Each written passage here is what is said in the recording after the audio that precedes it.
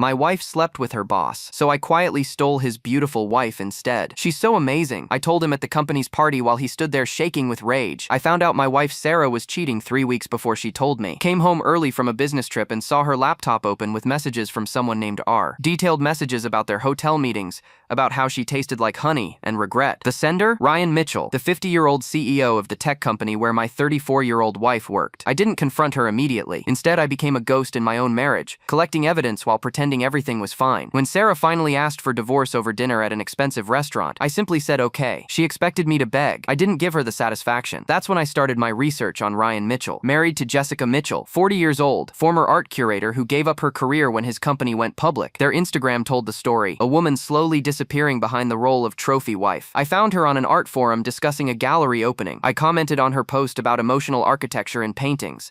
She invited me to join her viewing group. That's how we met. Jessica was brilliant. We talked about art, about feeling invisible in our own lives. On our third gallery visit, she admitted Ryan was having an affair. I admitted Sarah was too. We didn't know yet that our spouses were each other's affair partners. Then came Ryan's holiday party. Jessica asked if I wanted to be her +1. I said yes. Walking into that penthouse was surreal. There was Ryan, commanding the room like he owned the world. And there, on his arm, laughing at his jokes, was Sarah, my wife, his mistress. When Ryan saw me with Jessica, confusion flashed across his face. Then recognition when Sarah turned white as a sheet. The math wasn't hard to figure out. Over the next weeks, Ryan tried everything. Called me to his office, threatened my business, demanded I stop seeing Jessica. I told him his wife knew about all his affairs, plural, not just Sarah. She'd hired a private investigator. His perfect image crumbled. Jessica filed for divorce. So did I. Sarah tried calling, texting, showing up at my house. Ryan tried buying my silence, then threatening me. Neither worked. During those months, something real grew between Jessica and me. We weren't just two hurt people anymore. We were two people building actual lives together. She opened her own art gallery. I designed a house for a couple who actually loved each other. We remembered who we were before our spouses made us small. 3 months later, Jessica's divorce was final. $85 million settlement. Mine went through too. We were both free. The company's spring gala arrived. Jessica wore red, the dress Ryan hated. I wore the suit Sarah bought me. Because irony is beautiful. We walked in together, hand in hand, heads turned. Ryan stood in his usual spot, but something had changed. The affairs had gone public. His reputation was damaged. People weren't impressed anymore. Sarah saw us first, her face going pale. Then Ryan turned. We walked straight toward them. I shook Ryan's hand, smiled at Sarah, and said the words I'd been saving for months. Beautiful party, Ryan. Jessica and I are so happy together. She's absolutely amazing. Aren't you, sweetheart? Jessica smiled up at me. The best decision I ever made. Ryan's face went red, his jaw clenched, his whole body shaking with rage. Sarah looked like she might cry. They destroyed their marriages for each other,